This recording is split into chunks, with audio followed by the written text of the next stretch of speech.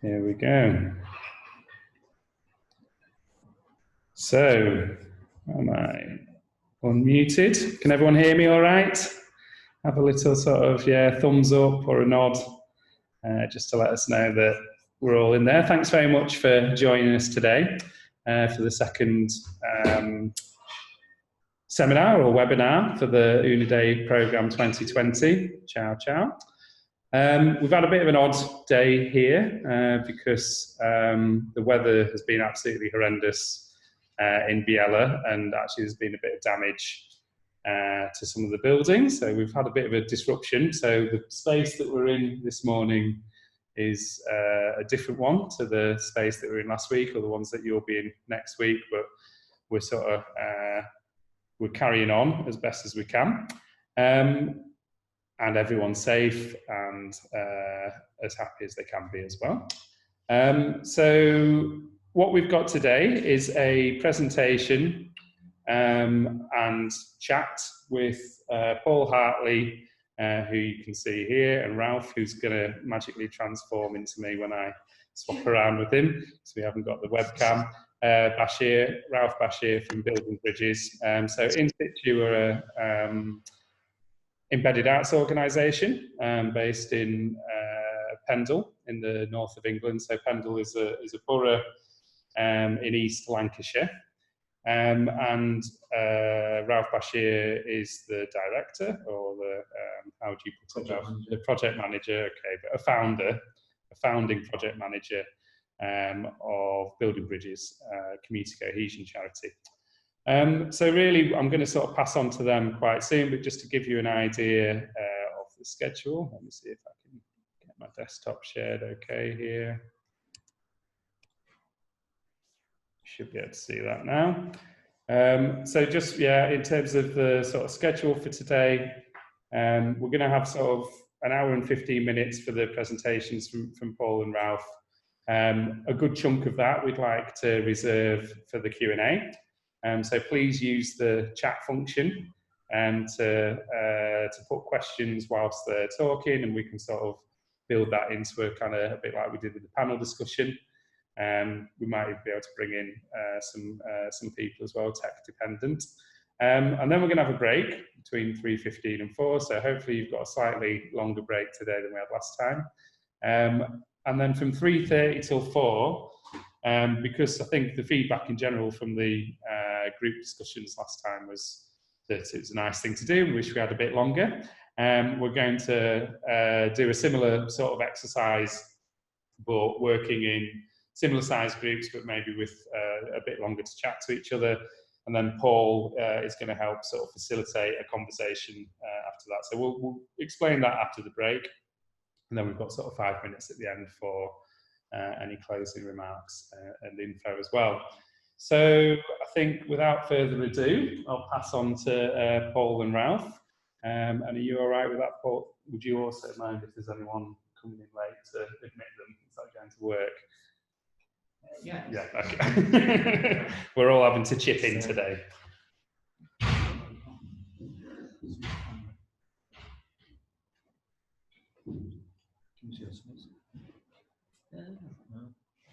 Hello, everybody. Really lovely to, well, I will see you all at some point, I guess, in the screens, but it's really great to be part of this and to be part of this residency programme here at Biella. Obviously, we're experiencing the place, which is amazing. It's the first time for me in Italy.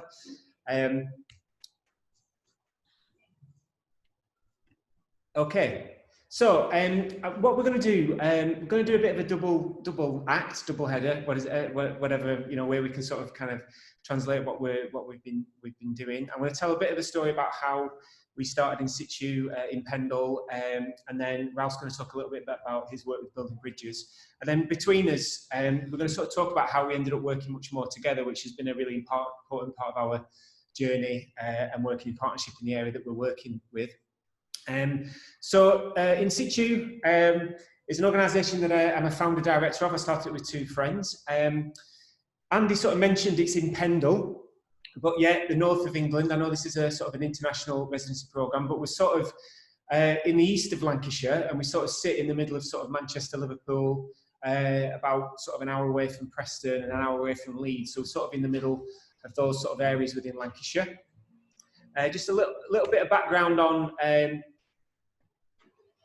I guess our heritage really. We're what they call a post-industrial town, so the main industry was cotton in Pendle, and this is an example of a mill, which I'll talk about much more detail later on as well.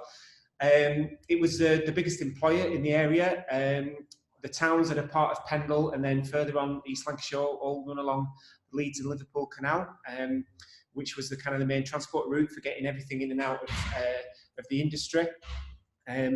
This is sort of gives you a sense of kind of, I don't think those looms are from Brierfield, but they're all very similar in that. So it was a cotton, and obviously all the processes that were invented in that area as part of that time. This is our sort of local landmark, really. We have Pendle Hill. Some of you may or may not know that has kind of got a lot of history and a lot of kind of sort of in some places international recognition for it is. It's a really beautiful place. It's not quite, I think it's about 20 metres or something like that of being an actual mountain. It's not quite a mountain, so it's still a hill, but it's a very beautiful place. And there's a lot of, I don't know, there's a lot of sense that, you know, has the landscape sort of played a part in kind of the history of the area. This is sort of kind of what the areas look like, really. So in terms of the industrial revolution, the mills, obviously the terraced housing was all built as part of that to house the workers. We've had in the 60s, in terms of the change of the communities, we had migrants coming over from mainly Pakistani communities to work there, which was sort of in the early 60s. Yes. I mean, Rauf can sort of contribute to this as well as part of his generation. That over time has really had a huge impact in the areas of Pendle. And when we talk about Pendle, you've got a collection of what sort of small urban towns, and then some very beautiful sort of leafy rural towns in and around the Pendle Hill area. But some of those areas, particularly near where the huge mills were, is sort of like 40% now Asian heritage, and it's mainly Pakistani still at the moment in those communities. I don't know if you want to just add to that in terms of if you get an impression of the dense packed housing, in terms of people from different communities meeting each other, it was only in the mills where they went to work with a maximum from a different background. Then was simply back to the house, and there was no other type of engagement between communities. Massive barriers towards that, language being the most obvious one, and then also in terms of awareness of what else was situated within the area that they would be wanting to venture out into. So the first meeting experiences, be it positive or negative, were actually in the mills during those long 12-hour shifts. Thanks, Ralph. And a lot of the makeup of that community is kind of feeds in and out of both our kind of work and practices, really. Just down the left there, I just wanted to reference the kind of the main, whether it's the tourist story or whether it's just the kind of one of the key stories from the area is the Pendle Witches. So we had, I think it was 10 people, 9 women and 1 man that was tried for witchcraft in the 1600s, taken to Lancaster and hung. And it's a story that's kind of is threaded right through our history, really. But also, you know, we've actually got quite a lot of other elements that are kind of coming more and more out more recently rather than just that story. So places like Nelson were in the very early beginnings of what was the Independent Labour Party, so the socialist movement, alongside places like Bradford and Glasgow. And Nelson was known as Little Moscow. So we've kind of got this history of places of people having radical thinking. George Fox also had his vision on the top of Pendle Hill at the start of the Quaker movement, which is obviously a global thing. So we've kind of got these really interesting, unique histories that, again, you know, is there something in the landscape, something in the water that's kind of helped develop over time.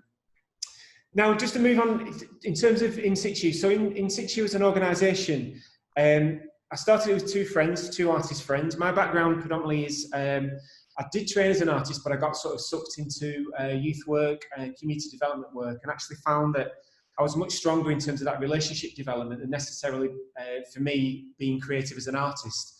And as I sort of developed into that work, I just found that it was much better for me to bring in artists to work alongside communities that I was meeting and getting to know over time. So we sort of straight away had this kind of you know, two disciplined ways of engaging communities. And myself, William Titley is an artist, and Kerry Morrison. Both me and William are from Pendle.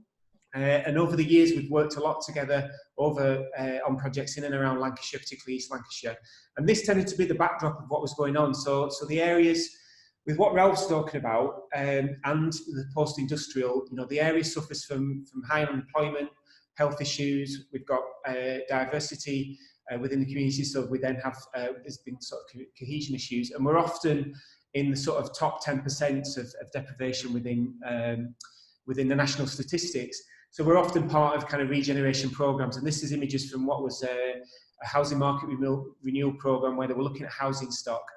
And often these programs are very much about capital. It's about bricks and mortar. It's not necessarily about people, and it's about economics. But we were often involved in the beginnings then of projects where they wanted to work with artists to look at how we can support people going through those processes of change.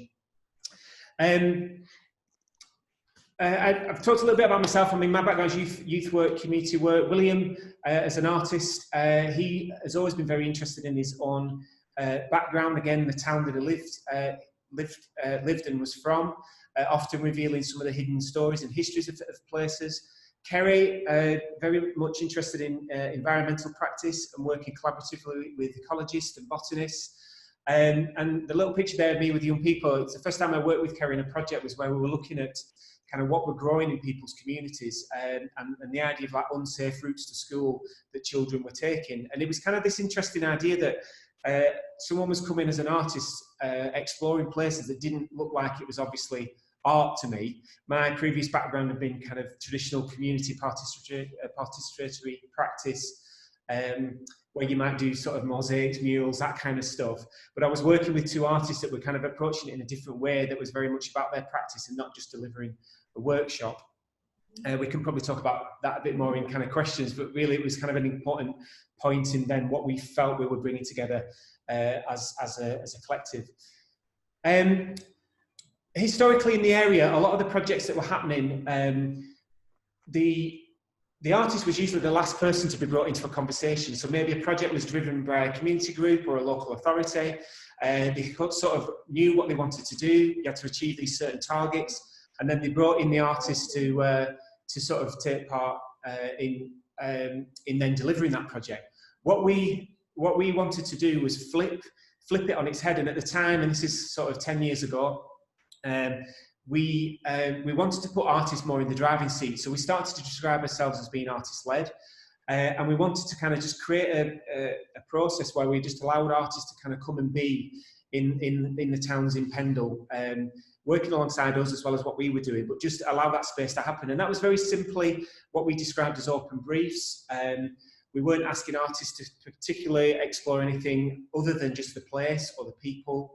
And we wanted just to see where that went and what the process would where that would take us over that time, really.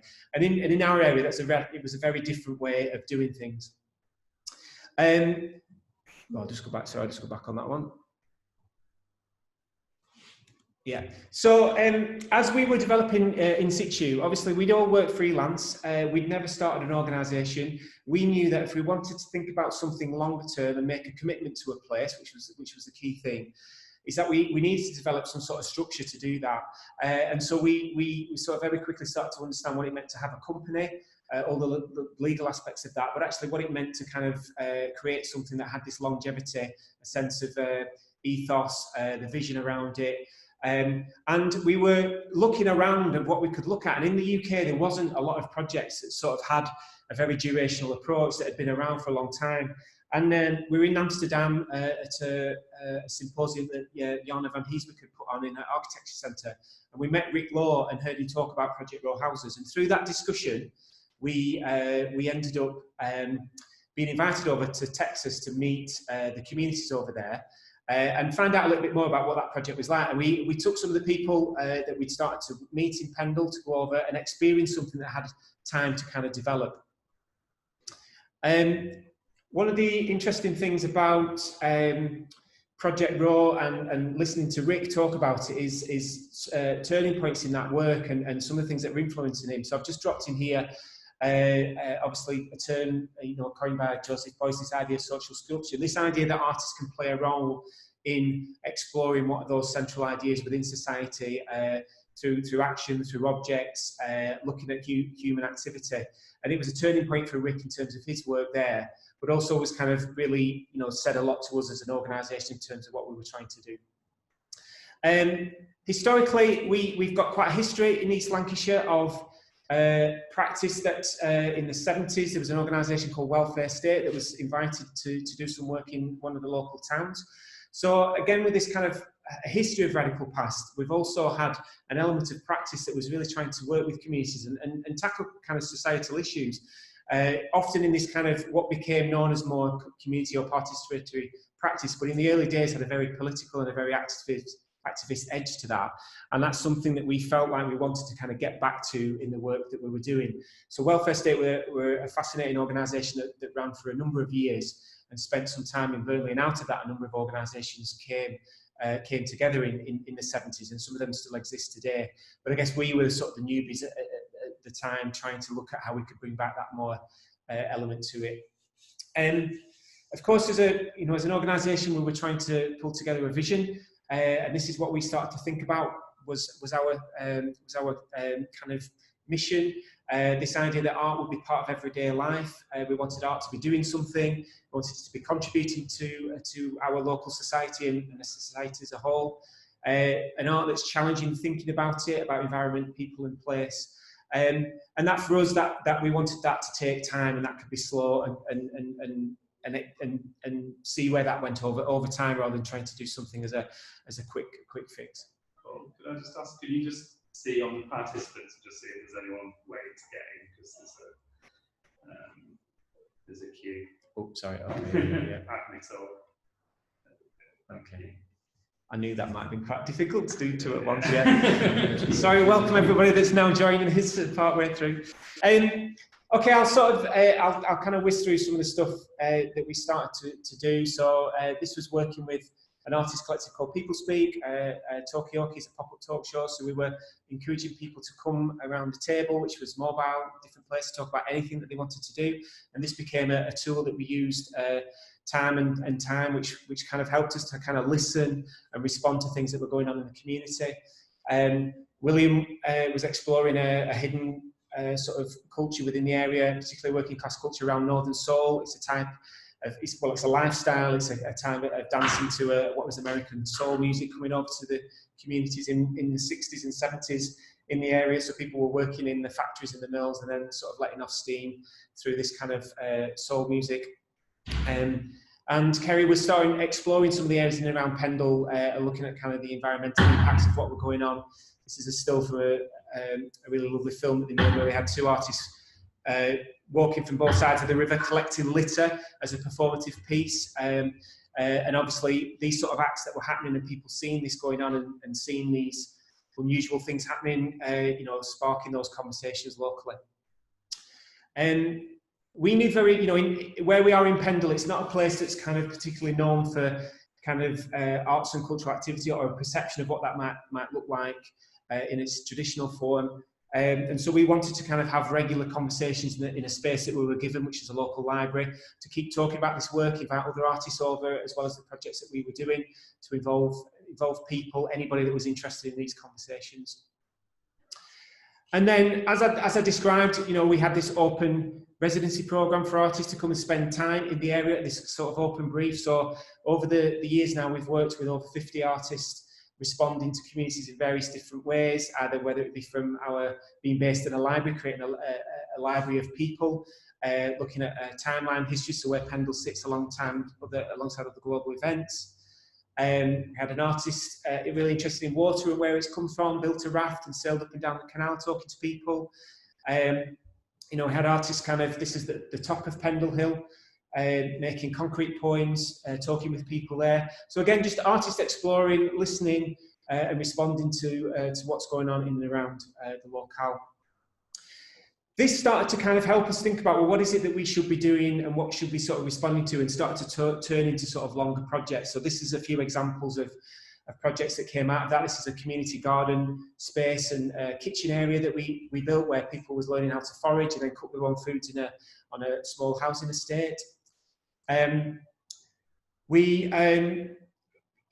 of the things in terms of our area is, because there's this perception that there isn't a lot of things going on as well, we also wanted to sort of nurture the local ecology is there within the area as well. And we started to see that graduates were starting to come back. So some of these residency models and also some intern opportunities, we were making sure that we could create those first steps for emerging practitioners and young practitioners to get their work in the area. So over the years, we've had probably 15 now interns that have done a year or two within In-Situ and then gone on to do other things, and we continue to do that. The mill that I showed at the beginning of the presentation is Brierfield Mill, so it sits within one of the towns, and the town was pretty much built around it. In its heyday, I think it housed or employed sort of 3,500 people out of a population of about 8,000 within that town in terms of the cotton industry.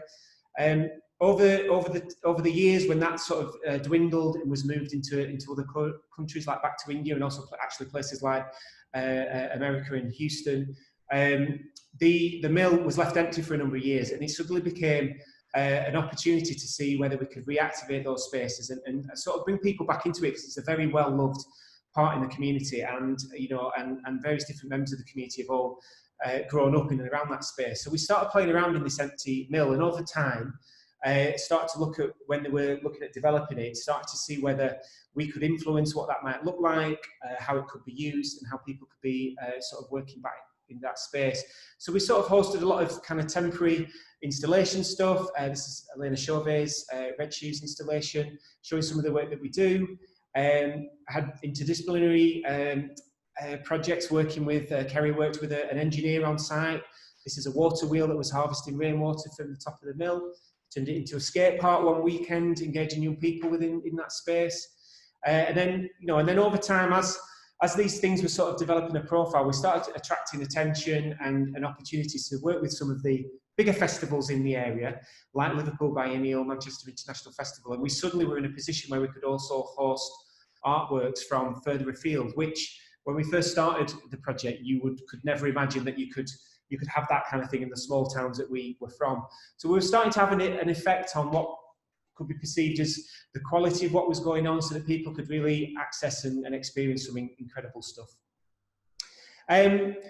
Young people has always been kind of a key thread. My own background, as I mentioned, is working with young people. So as well as kind of internships, we've been working with schools and colleges to give them kind of real live opportunities to use spaces like the mill, or kind of put on their own exhibitions and create opportunities that they want to run with, and us just help them have that space to be able to develop those things. And over time, we've had a number of opportunities where young people can explore those things important to them. This process of, I guess, working in this space, we then got to know the local authority much more, the local developer much more. They could see the benefits of culture within development, as which you see a lot within city areas, whether around regeneration.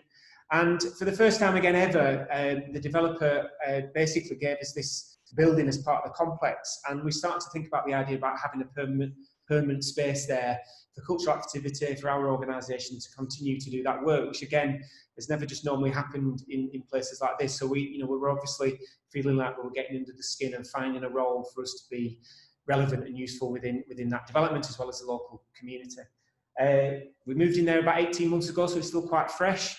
And we've got this great space where artists can come and stay there. We've got a project space, and we've got space for the team to work from.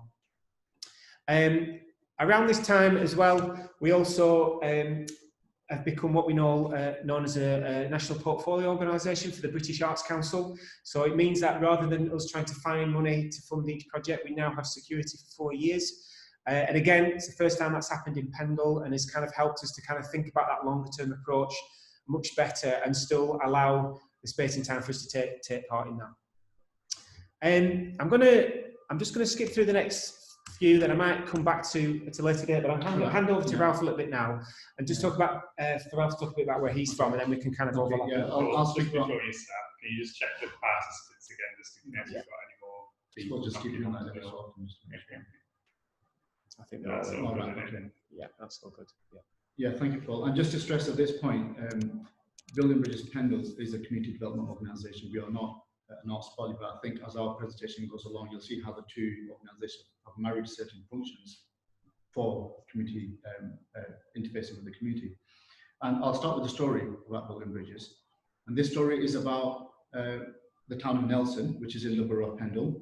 And for over a couple of decades, the Asian Pakistani community were more or less living in one part of this town.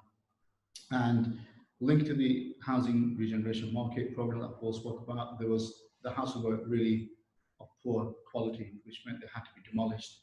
So those communities had to move somewhere else. And where they moved to another part of town, which up to that point, say, was all white British families. So for the first time, a person would have a neighbour potentially who was from a different background. And that caused a lot of issues. And in the first few families moving into this neighbourhood, the headlines in the local media were, I'm a stranger in my own home, from a lady in the community, a white lady. That caused a number of ripple effects, negative ones, as to people coming and invading our personal and private space. And that is the roots of what led to some individuals, some activists within the community say, we need to do something about this. We cannot leave this just to kind of take a course of nature and see where it ends up. Someone needs to be proactive to do something about this. And a group of ministers from local churches and a group of Muslim professionals from the area decided to arrange a meeting with these new neighbours, members of the Asian community, at a local church, with the people who expressed that they felt threatened within their own homes. And what they found was just a basic meeting in a church hall, tea and Victoria sponge cake, and people spoke to each other. And they found that that process did so much to kind of alleviate fears. There is a question in the chat, if you can come closer to, because it's Okay. Thank you. Yes. Better? Can you see? All right. What they're saying. Okay, hope this is better for you. Sorry, I can't see the screen, so I'm not sure where I am in terms of positioning. Yeah, okay, thank you. That was the root story of how Building Bridges Pendle came into being. And that story was 31 years ago. And what happened from that time, the like-minded people in the community who felt this is a really kind of righteous kind of community development project to be involved with, which is all around making people feel comfortable with each other, that we can have respect for each other, we can accept differences. Differences does not have to equal division or animosity or enmity at all. And we've got lots to share with each other when it comes to culture, or comes to faith, or comes to any branch of knowledge that we hold dear to ourselves. And it's probably 9 years past that point that the organisation actually came into being itself. Prior to that, it was just a movement, and we still consider ourselves a movement, which is this is about making a permanent change in the area and kind of creating a new norm of values as to how we respond to diversity. It should be a natural kind of embracing rather than kind of like some kind of like encouraged forced sense of like amalgamations more. And that's a key difference we identify between integration and amalgamation. Is with integration, you don't have to compromise whatever you are in terms of your identity, your culture, background. You don't have to give up anything. Yet it can be much more richer if you integrate with your neighbour who is different to yourself. And in terms of how we progressed all that time, we became a constituted group, we developed an office space, we applied for various funds, and we developed our key work. So each strand of work that we started in whichever decade, whichever year, still continues today and is further developing in how we can work with the communities. So our work is across the borough. It's working with people of different faith backgrounds, different racial backgrounds, intergenerational, younger, older people, urban and rural communities, the geography between one part of the borough right to the other part of the borough, churches and mosques. We're really trying to think about multiple points of contact within the community, and then how can we work with that community to develop them to feel more at one with where they are, where they live, so to speak. To demonstrate how that work happens in practice, we have a short video, I think 5 minutes, that I'm going to show you to watch. So it gives a good visual impression. There's a lot more, there's a greater number of programs that we deliver upon, but I think this will give you a really good impression of what the work stands for. Great. We'll just make sure that the volume's up for that as well.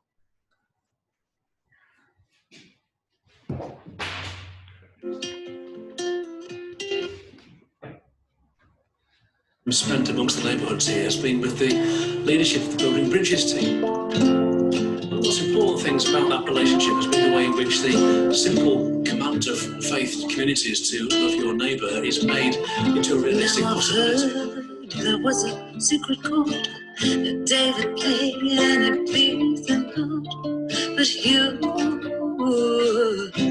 don't really care for music, do you? We live in a fast-changing world where people move away from their cultures, away from the roots of their own communities, and it's desperately needed for communities to work together more, not just in education, but in every way that we live together, that we socialise together, we shop together.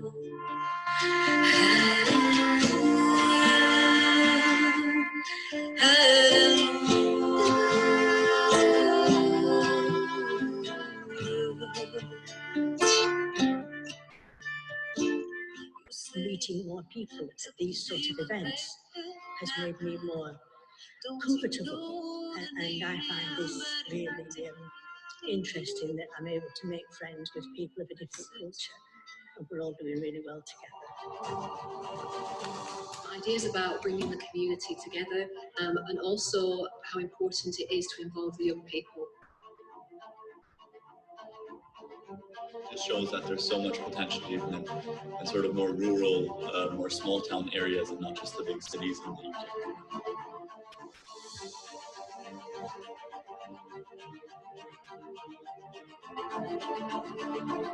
I like having host events like this to bring people together and discuss issues, bringing lots of people together from all different schools, ages, jobs and backgrounds to talk about all issues or about Pendle, everything we can improve on.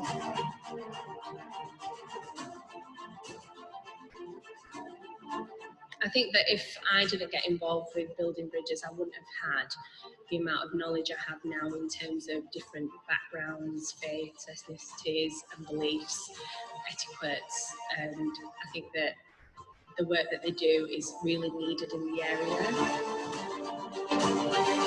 Equally, some thought-provoking challenges there, and what does the future look like for Pendle in terms of work? So really interesting event, and I'm glad to take part.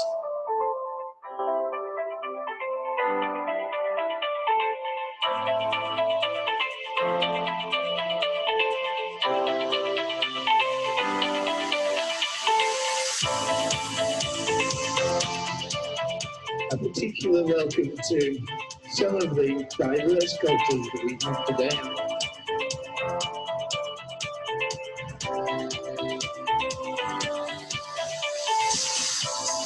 One of the best things that they've realised is that cultures come together with music and with sharing food, what I call breaking bread. So yeah, long may they live and prosper.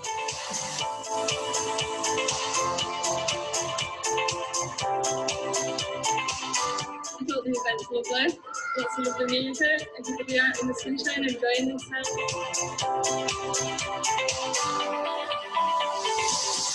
That's quite important because it brings a lot of diverse people together.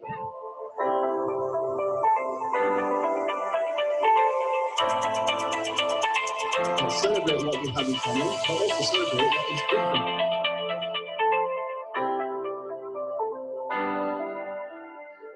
Been involved with the Lincoln School Network for 3 years, and it's been lovely for them to extend their experiences beyond the wider community. It's been very, very beneficial in terms of widening their understanding of equality and diversity, that everybody is the same essentially, but we all have differences that we bring to each other.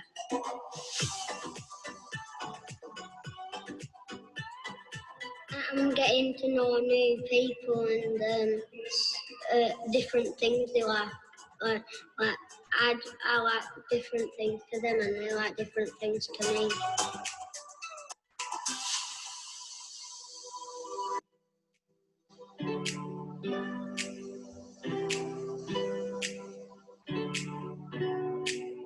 I think it's an amazing project that gives children the opportunity to make new friends from other schools that they might not have come across already in their lives. I think it's really good to teach the children about diversity and respect and kindness and allowing them to mix with lots of other groups of people.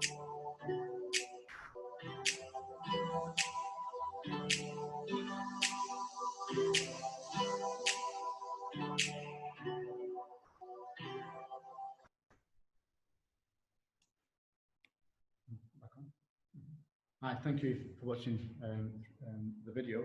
And just to kind of summarize some kind of key kind of philosophies of the organization, is our mission is about encouraging people to share the same space, but then it's also about the interaction that happens within that space. So it's not that we just sat together and we heard something or watched something. We're encouraged to kind of push the boundaries of our comfort zones to get to know the other person. Then it's also about what happens when people move away from that space. How do we facilitate for them to kind of remain in contact with each other? Again, that's just not about conversations. It's about how can they be socially involved within their community? How can they be the ones to have that idea as to what needs to happen in their neighborhood or in their town, and then they can lead on that with support from us as an organization. Who are the other partners that need to draw in? Community groups, In-Situ, local authorities, schools, and that then gives us those stepping stones that we're kind of developing progression in our journey. But at the same time, we are leaving steps for others who want to join that journey. They can start at whichever point they feel comfortable. So I'll end my part there, and I think we're going to move on now to kind of just demonstrate how we've had much more kind of togetherness between ourselves and In-Situ. Cool. Okay, I'm just going to talk through a project. Which, as Ralph said, is something that almost like solidified some of the strong partnership working that we've developed over the years. And for me, when I talk about embedded practice and this kind of slow, durational approach, conversation, relationships, we had the opportunity to be able to invite artists to come and work with us, and we'd done work with Rick, Project Row Houses, and we just thought, well, who else would we like to invite? And again, you know, with that sense of like people weren't expecting things to happen in Pendle. You know, Suzanne, Lacy as an artist is somebody that we valued her work. We're inspired by the text mapping the terrain which she wrote, and we thought, well, let's reach out to Suzanne. You know, would she be interested in coming over? And that ended up snowballing into this huge project. And if people know Suzanne's work, she works to scale. She works with a lot of people within her ideas and her projects. And she almost set as a challenge really about whether we could work with a much larger number of people than we'd ever worked with in the past on a project. And when we were sort of ready to take that challenge, we felt like we had the connections, we felt like we'd got the relationships with people.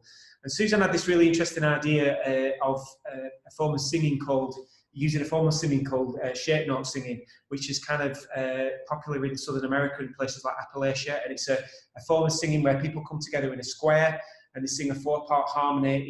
It's devotional singing where they sing to each other, not necessarily performing. And they do it using 4 notes, and those notes were easy to learn if you couldn't read or write, and it was a way that songs could be passed on between communities. And through some research, it actually turned out that there were some links to a very similar vocal form in Lancashire as well. So she was interested in this idea about whether the connection between Lancashire, the mills, a form of singing, could be the beginnings of the project. And of course, over time, when she came to visit and research, I was inviting her to meet lots of different people, and Ralph and his group were one of these groups. And we suddenly saw this opportunity to also explore, I guess, the Sufi tradition, which in the chanting form is done in a circle, and again, it's kind of to each other and not as a performance thing. Just to add to that, in terms of why the location of the mill was selected as being kind of central to where a lot of this work would take place, is again the journey of where people from different backgrounds first met each other, as in the Asian Pakistani community and the white British community. And those communities, when they did their long 12-hour shifts in the mills, they went home. What did they do? They sang. So at each point, there was kind of a commonality that was kind of drawing out. And some may argue that the relationship from a cohesion point of view between the two communities was positive in these mills, because how people had to rely on each other. It was all about teamwork in the mills. And when that industry collapsed, how did those communities then consolidate that position? And it became very negative. But then you had development of various kind of community initiatives like building bridges, In-Situ, and others, who are then trying to kind of work with the first generation immigrant community and their experiences with the local community, but then the first generation and the second generation British-born communities, who all have a different set of values and cultures as they're growing up. So this was kind of, there's a lot of thinking as to why this particular place was selected, and all these connections were then being made as we're going through this journey.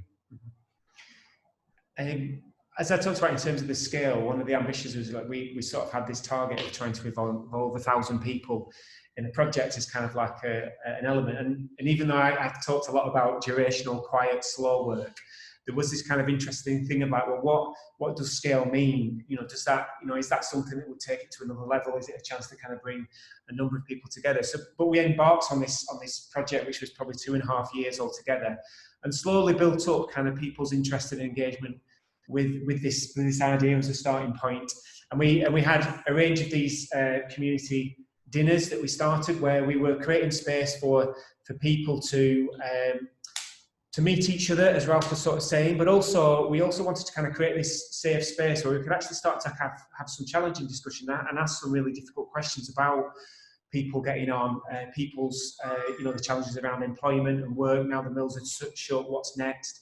And those community dinners started at 100 people, and then over time, we, as part of the final elements of the performance of the project, we actually the final dinner was a 600 people community banquet.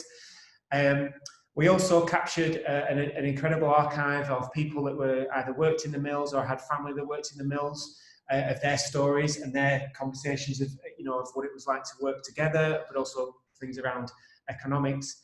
And then alongside all this, there was this idea that we were learning this form of singing and chanting between us with some sort of a performative act as something to culminate in it. The actual final performance, which I'll show you a clip of at the moment, became something, well, the project was Shapes of Water, Sounds of Hope, which was a 2.5-year programme. And then the actual final artwork was known as Circle and Square, obviously because of the nature of how that worked. But some of the challenges that we have around this work, and again, this is something we can talk more about, is that, the slow, quiet, durational stuff is sometimes a bit that's hidden. And what was really interesting about this project and working with an artist like Suzanne Lacy, who is obviously internationally recognised, there's still the element of it of a product coming out of it that would then go to something like the Sydney Biennale. So we were sort of in these two worlds of quiet, slow work, and then something that kind of had that kind of level of impact, really. But what we didn't want to do was lose the fact of the 2.5-year journey. So actually part of the whole final installation, as well as the interviews, the final film, is that we created this archive of the project, a timeline of the project in the local town hall, which at the time was empty.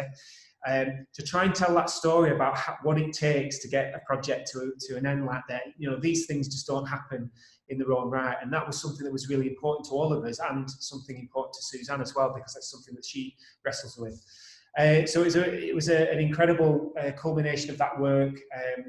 It brought people into Brierfield that would never come to somewhere like Brierfield and Pendle.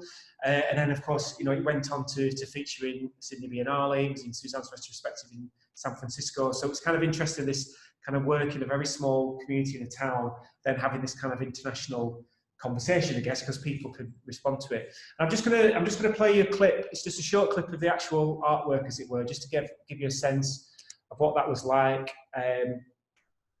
As an actual piece.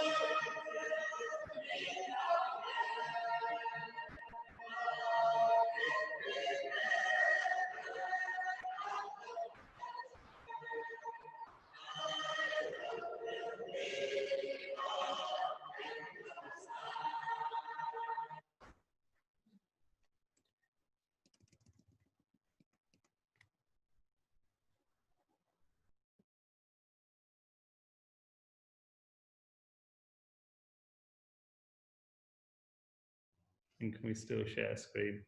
Sorry about that. As we say, we're in a slightly different space to where we would be normally. So give us a thumbs up if you can hear us again. Are we back in? Yes, okay, that's good.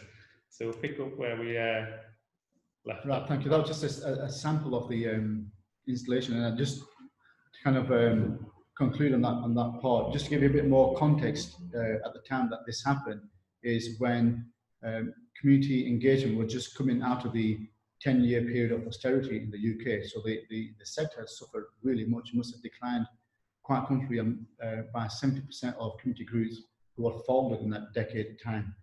And there was a certain appetite for kind of re-engaging with communities from a community organisation point of view, but also from residents and population. There's also an appetite that they wanted things to happen.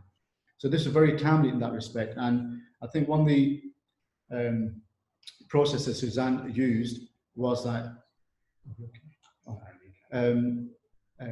this very important kind of like connection with communities. Communities had to be a part of this journey. They had to shape what was due to come. And from this 19-month journey, I would probably say it was maybe 13 months into that journey that we could actually start to see what this would look like. So it was an absolute open book at the beginning. And having that kind of buy-in to this initiative from groups like Building Bridges and In-Situ and people in the community, I think really helped to kind of gel some of those relationships between individuals. And I think what it brought to Pendle from a community engagement point of view, from all the history of engagement that we've had, especially on an agenda of cohesion and bringing in a dynamic of spirituality, was really welcome. It was just unique in our history.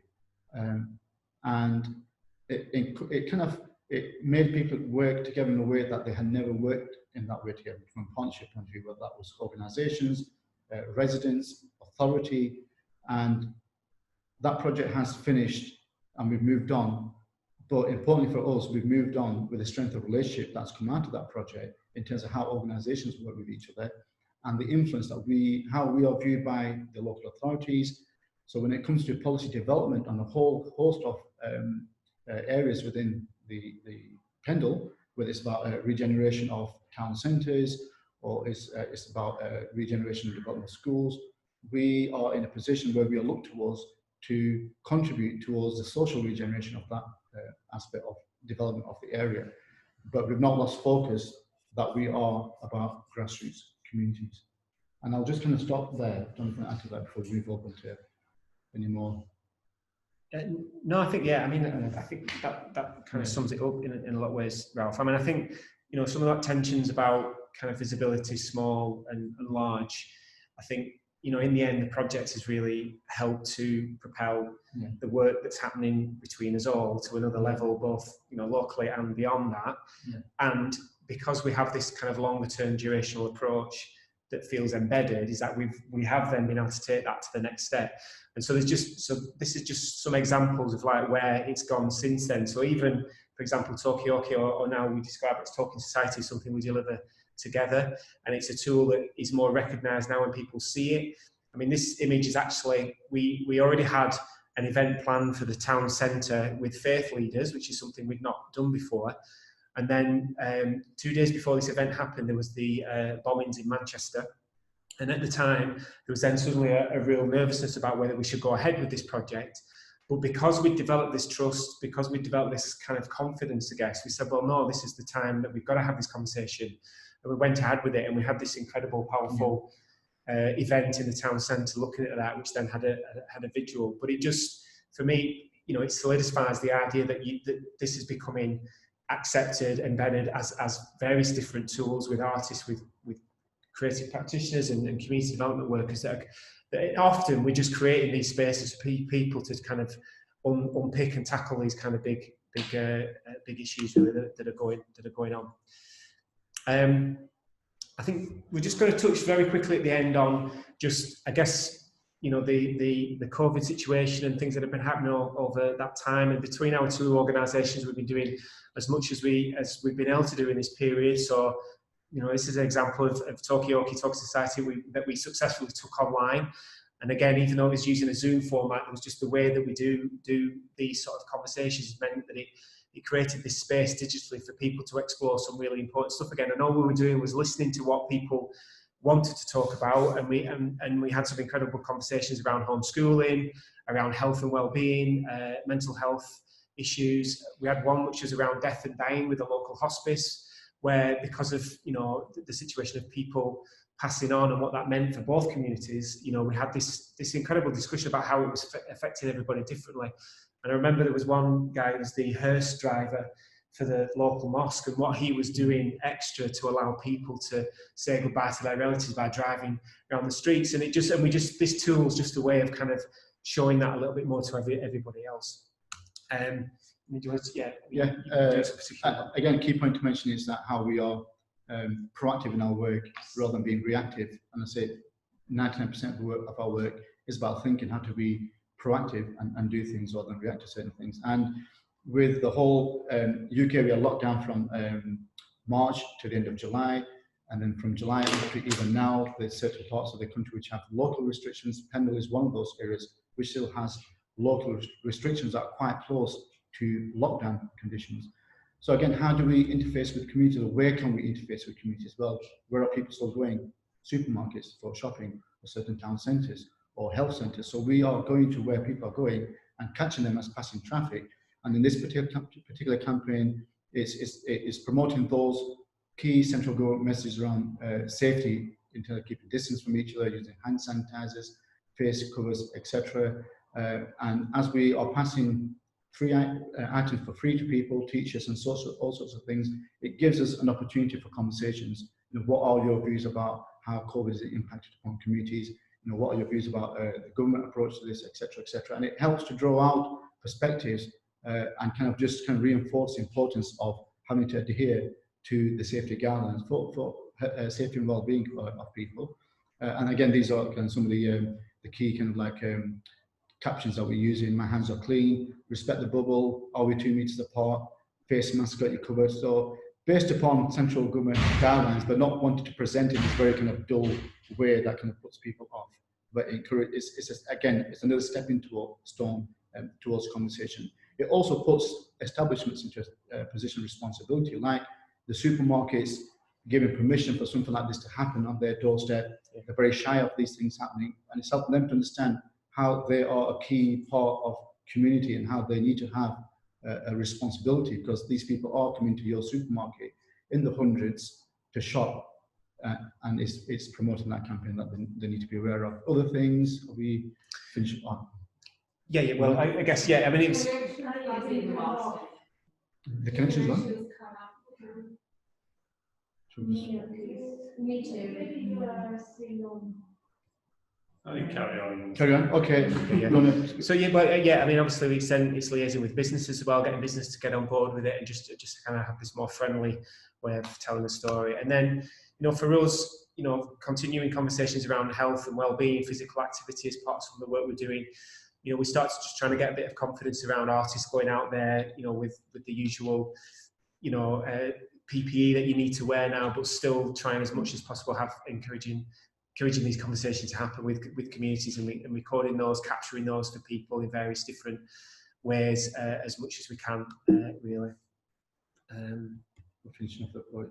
And just to finish off with a short poem. So again, this is an initiative which we launched digitally to ask people to express how they've been impacted upon by the whole COVID-19 period through poetry. And it ran as a competition. Poems were submitted by young people, older people, people of faith, people of no faith, and we had an independent panel to judge the poems. We had top 3 and we had a winner, and we just wanted to share the winning poem with you because we think it really encapsulates the current circumstance in our work really well. Human touch. The first human language is touch. Instinctive, automatic, second nature. Touch comes before speech, before sight. Skin on skin begins each individual journey.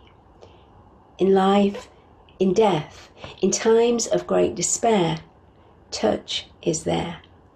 We reach out, we grasp hold, sustained, soothed by human contact, we respond to those in need, hand on hand, heeding their pain. But when touch declares war, when touch becomes the enemy, when touch brings the biggest global threat the world has ever known, our lives are turned around, thrown upside down, postponed, cancelled indefinitely. We retreat and seek a different kind of empathy with our fellow man, find new ways to care, to just be there, virtually communicating a means of healing, technically alleviating anxious feelings of intense sorrow, heart on heart, until tomorrow, when the world will reopen and invite us back to living, when the sun will shine and mankind will be forgiving, when we will appreciate all that we ever had and all we ever needed to survive. When tears dry and smiles grow and the power of human touch is restored in all its glory, skin on skin, hand on hand, heart on heart, the first human language is touch. Let's get straight into Trump.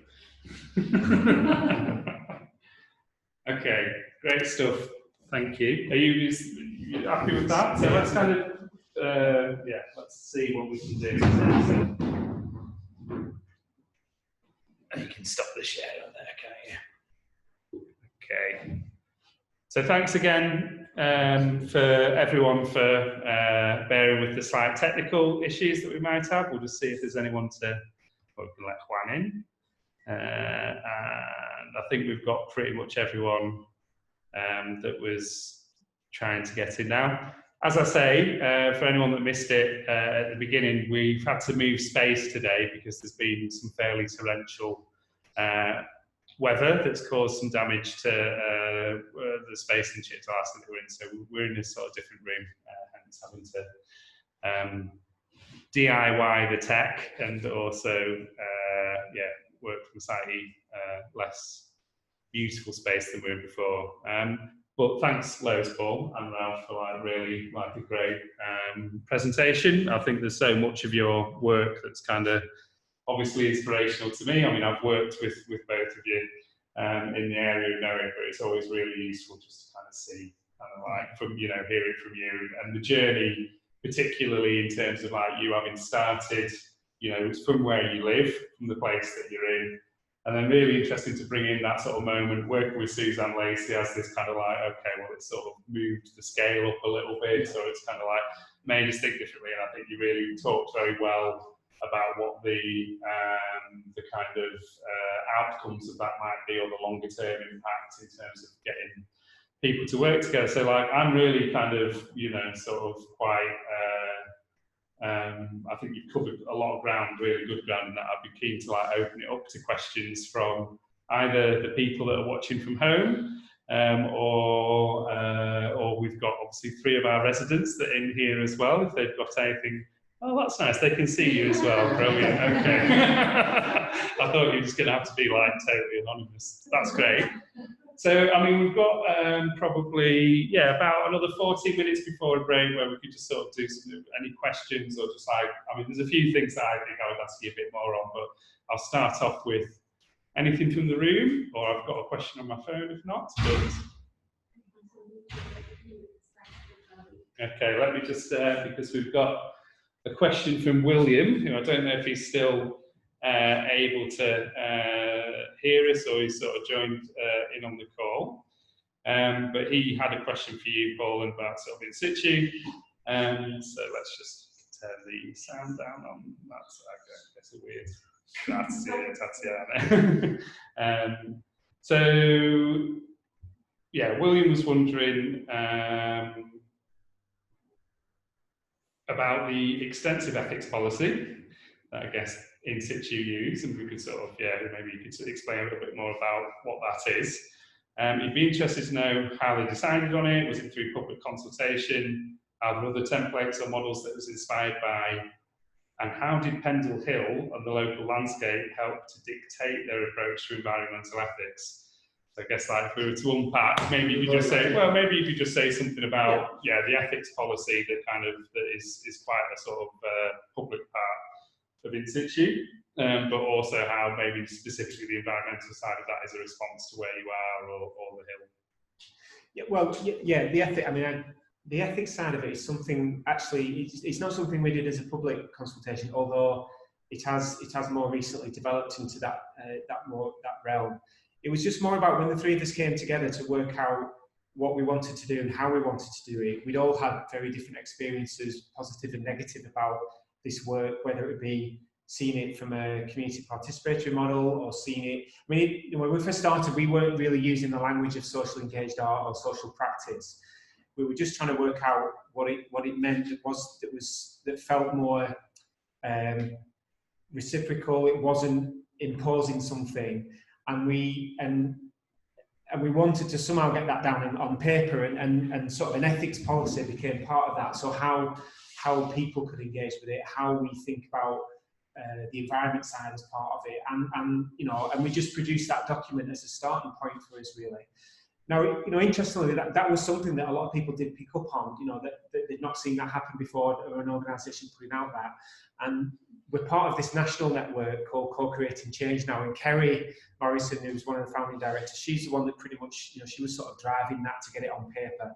She's now involved in trying to develop what might be described as an ethical framework for this practice, with many more people involved. That's not necessarily public at the moment, that's more artists and organisations, and she's done a series of things, and that's hopefully going to come together over the next few years. But it was, I mean, we just wanted to try and write down what we thought was the right way of trying to do it, you know what I mean, and trying not to fall into some of the usual traps of imposing,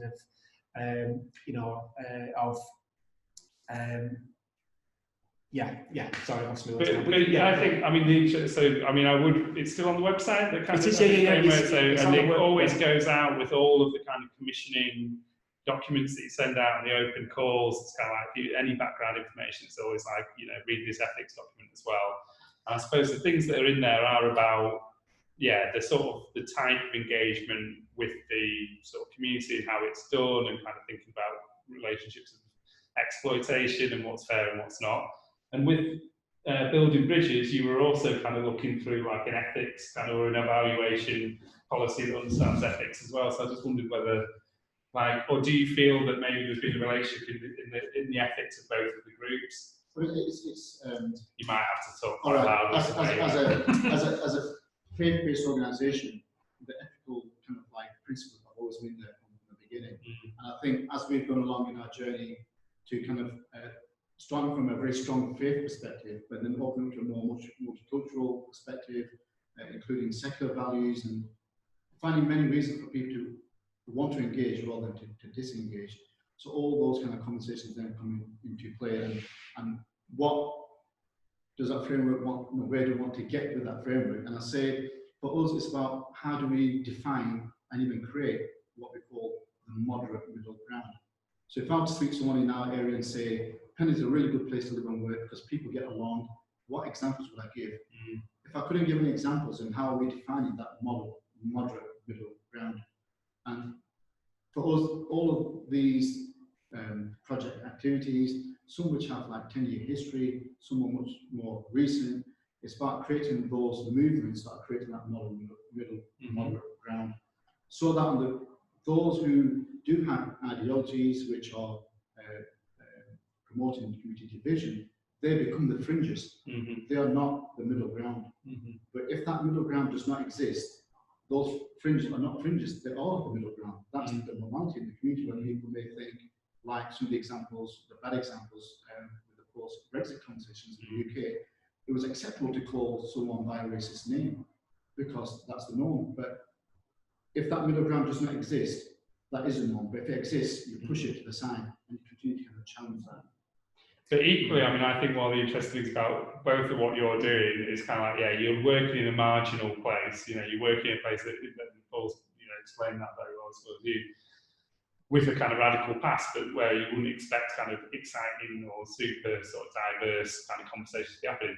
And I think neither of you shy away from the difficult stuff. So I mean, you're talking about moderate middle ground, but actually through bringing in and being very brave about kind of creating some kind of situations that could contain a lot of sort of friction. Yes. Well, I mean, I think for me, if you get that sort of, if you get the processes right or put those kind of foundations in place, it allows you then to see where you can push a little bit more. So I think we have managed to do some quite testing stuff to a degree, whether it's, you know, Krzysztof Wodiczko's guest piece in the Mill, which was exploring refugee and asylum seekers' experiences across the world at the same time as like we were welcoming the first families into Pendle, and that discussion was happening locally on Facebook.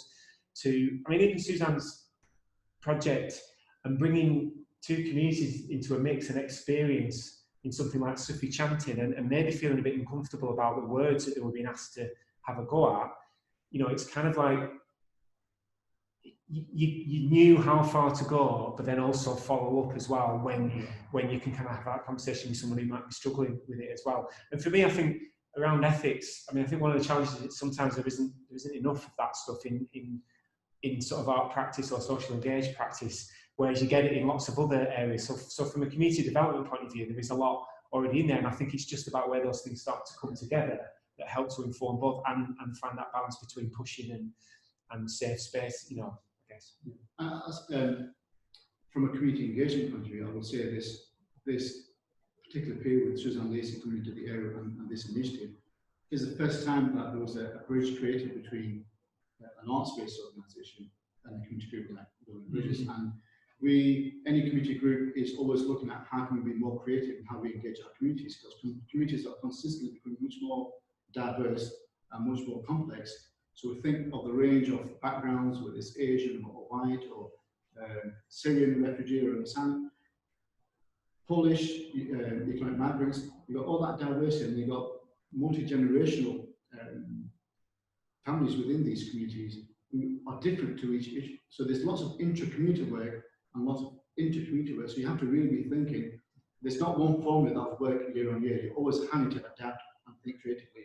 And I think in this particular time, it wasn't planned, it's just how it happened with Building Bridges coming on board, with In-Situ being there. We made a connection in a way to think, why did we not think of this before?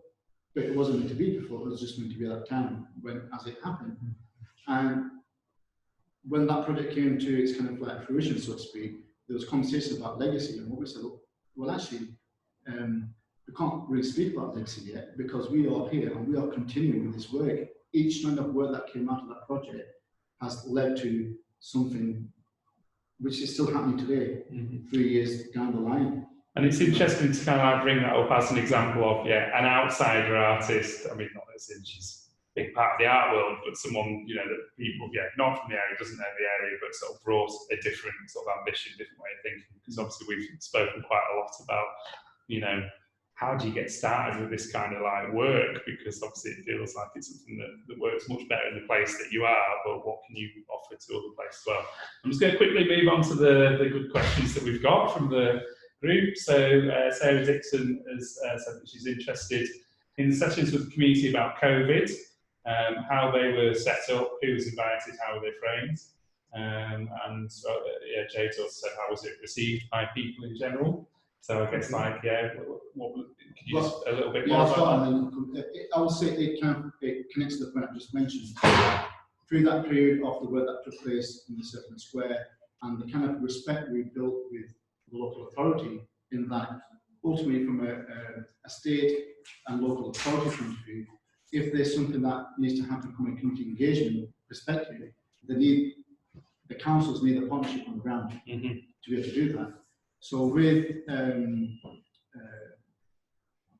post-lockdown and infection rates of COVID continue to rise in Pendle, and the regional authority and the local authority saying something needs to be done on the ground, then it's a question of who do we create a partnership with, who have got the skills and the existing relationships to then be able to go out onto the ground, use both a digital platform, but also be there face to face and do the work. So, for example, in one particular town, in one particular ward, the rates were high, infection rates, only because less people have been tested. So the target was to get more people tested to get more accurate reflection of what the rates actually are. So that involved going into that neighbourhood, knocking on the doors, and saying to people, "This is who we are. This is why we're here. We've set up a local testing station in your local school. It's 5 minutes walk away. Please really go and get tested. Take your family with you." No authority can do that. No, and do you think, I mean, it's a big part because you are people that are recognised in that community, you live in that community to do it, and that's kind of, and also there seems to be some sort of creative methods used there as well, working with a bit of the arts to kind of, and so when we develop other means of getting that message out, then we can live with In-Situ. Okay, we've got, how can we take this message in a creative way? And it came to, okay, we can get t-shirts and get these prints on them, we can get face masks, face covers, work with artists, so as people come into a supermarket, for example, there's a workshop set up, they can sit down and they can personalise a face mask.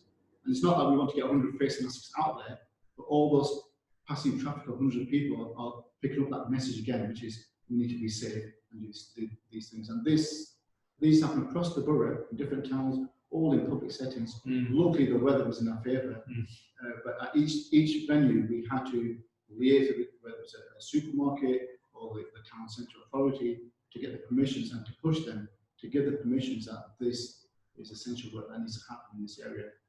Great stuff. Okay, so we're just going to go to the question from Stefano, who said great presentation, which it was. Nice to get a thumbs up from everyone. And just asking, I guess, I mean, we could ask this to both really, but how are In-Situ's activities? Funded? I mean, you mentioned it's an NPO, it receives regular funding, but maybe it's worth mentioning a couple of the kind of other spaces that you get cash through or support and partnerships.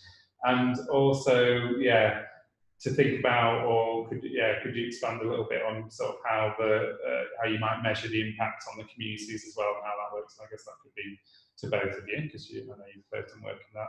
So where does the money come from? Well, the money's just slowly built up over time. When we first started, we were just, sometimes, as Ralph says, it's just like the right things happen at the right time. And there was an officer within the local authority at a sort of a slightly higher level than Pendle, is like Lancashire authority, and he'd come from working with things like the Liverpool Biennial, and he came into Lancashire, and what he wanted to do was just to give artists some money to do something. And we just happened to be in the right place at the right time. We said, like, we're here, we've got this idea, we want to have a go at that. And he just gave us a small amount of money to seed fund it. And then we used that money to go to Arts Council to try and match it as a bit of an R&D period. And we just slowly built it up from there, really. I mean, again, because of where we are, the area is classed as what they call a cold spot for arts and culture. So it means that Arts Council want to put some money in there, and not enough people ask for it. And so we just got ourselves ready to be able to do that, and just slowly built up the money over time. So we started off with £5,000, went up to 10.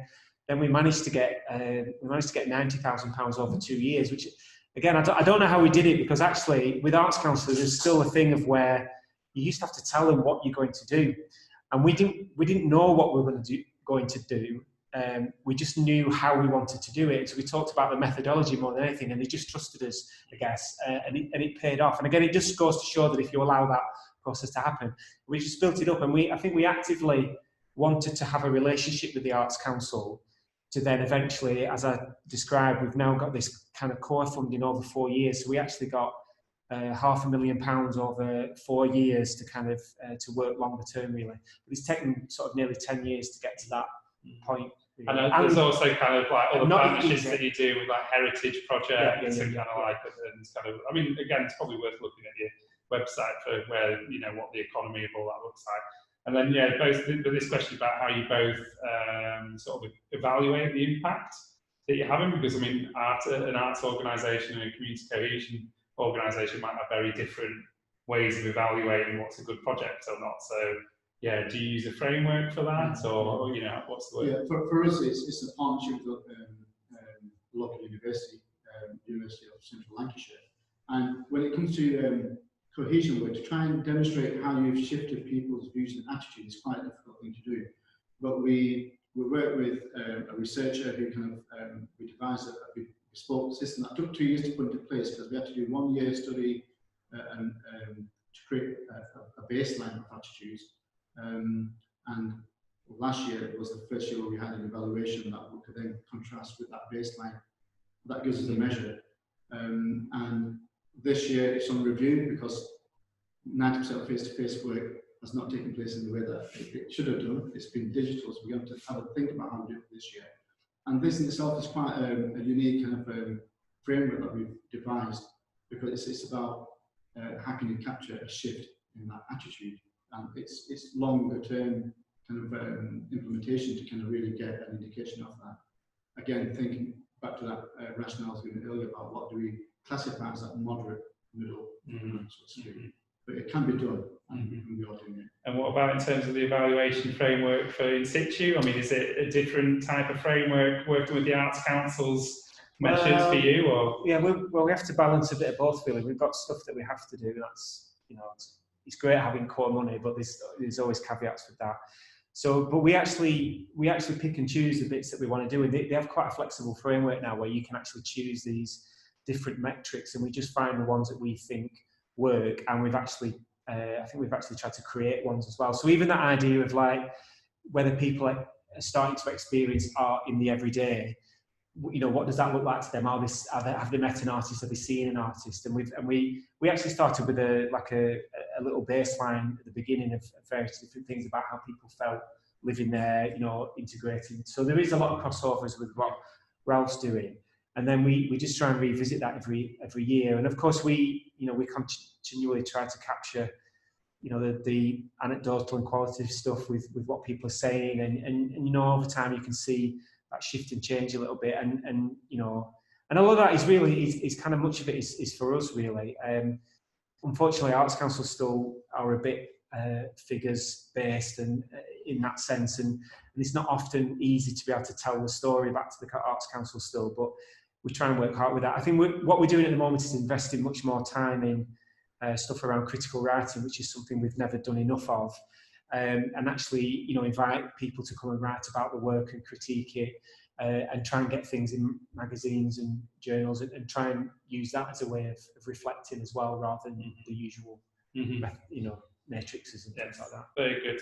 So we'll just have one more kind of like question before we have a break. So I think it's important for us to have a little break and a check on the tech as well.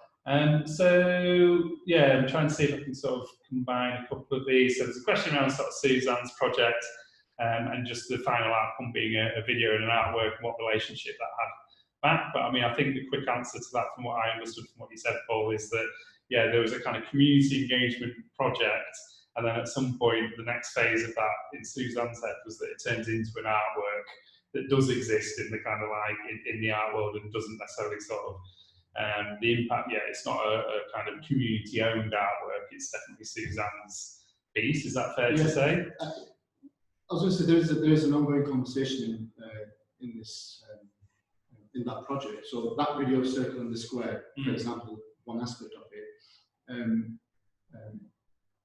is a conversation that took place and then came to a standstill on kind of legality about ownership of the material. But what we wanted to do, for example, the installation is 20 minutes in total, and we feel that will be an excellent resource within education, definitely secondary school, possibly beyond, in terms of when we think about spiritual, moral, social and cultural curriculum within education. This is a resource that just does not exist, something like this. So this can be brought within education as part of curriculum, which has then a whole lesson activity built around it as to, okay, this is one kind of like way of kind of expressing spirituality, but combined across different cultural backgrounds. So in that way, it becomes relevant. It has. So it has an impact back in the community, but maybe not as an artwork, but as a, yeah, as we say, like an education project. And I guess this is linked as well. But I mean, you could use the Suzanne Lacy project or any of the other work that you do as an example, do you find that you're getting sort of repeat regular sort of participants or regular people that you're working with? You know, what's the kind of, is there a link between the different projects that happen, or kind of like the organic growth of them? Yeah, I mean, yeah, there's kind of like a core base of people locally that have kind of come on the journey with us and get involved in a lot of stuff, but there's also constant, there's kind of new people all the time getting involved. I mean, even in this kind of last 6 months, we've engaged a lot of different people that we probably wouldn't have normally done in that way. I mean, I think, again, the notion of scale and what it looks like for me is still quite interesting and challenging sometimes, and that actually I think we work with probably a smaller number of people over a longer period of time, much more qualitatively and intimately than necessarily trying to reach as many as possible. And again, so it's really difficult not to get drawn into whether it's value for money conversations, because that stuff still comes up, you know what I mean? The project with Suzanne was interesting because it was about scale to a degree, and what does that look like? And I have to say some of it I was comfortable with, some of it I wasn't.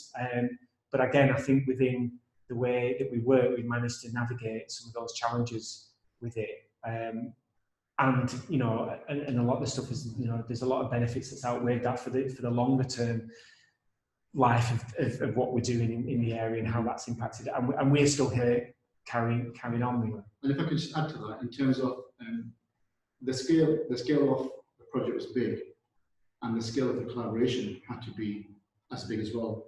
That's what actually gave the scale of the initiative. The collaboration wasn't there, it would not have been as big. And for us, I would say we've kind of achieved a new benchmark in terms of what the standards and the quality of community engagement can be and should be. So that's one thing that we've sustained. So for the history of community sector in the area has seen just another level of collaboration and partnership, which has raised the standards of community engagement. And so within that, we are kind of always proactive that, okay, if this term past 4 months, for example, we have engaged with 30 people, and next term, if we want the same 30 people, but we'll set a target that can we get another 15 who are different. So there's always a cycle of continuity in terms of people moving on, moving in, staying, or people moving in and moving on. But if they move on, whatever reason, they will advocate the experience that they've had. And I think that is, again, gives us the standing that we have amongst other community groups who look to us. Recently, there's been other groups who are wanting to undertake consultations for funding bids, and they're approaching us as to can we help them to do that piece of work. Or if it's about the authorities, we need to engage with communities around COVID-19, they're approaching us. Or we're looking at a regeneration program, we need community consultation, they're approaching us. We've not asked for it, but it's you know, and we are keen to have other groups kind of aspire to the same standard as well. But it sounds to me that, yeah, part of that is really about, you know, the work that you're doing is through that visibility in your communities and building that kind of trust, right, from the sort of people that are going to go to the supermarket that need a bit of extra hand and understand why they might need to use a mask, right, through to the chief exec of the council in terms of, you know, the grand plans for the area. So I think that, but it's still this kind of trust, kind of like building exercise, isn't it? So we're going to have the break. There are some of the questions that we could maybe sort of, I don't know, Paul, if you want, you could type some answers later, or we'll kind of like, we'll revisit them. In the second half, it's going to be more, you know, we're going to use the breakout rooms again. It's going to be more discussion based for you lot to talk to each other, and then Paul's going to sort of facilitate the way that we can bring some of that together using some of the talkie-okey methods. So can we sort of make it 10 minutes and sort of be back here for sort of, well, it's 3:35 Italian time, 25 wherever you are. And we'll look forward to seeing you there. But yeah, big thanks again to Paul and Rauf and to everyone for your questions. See you on the other side.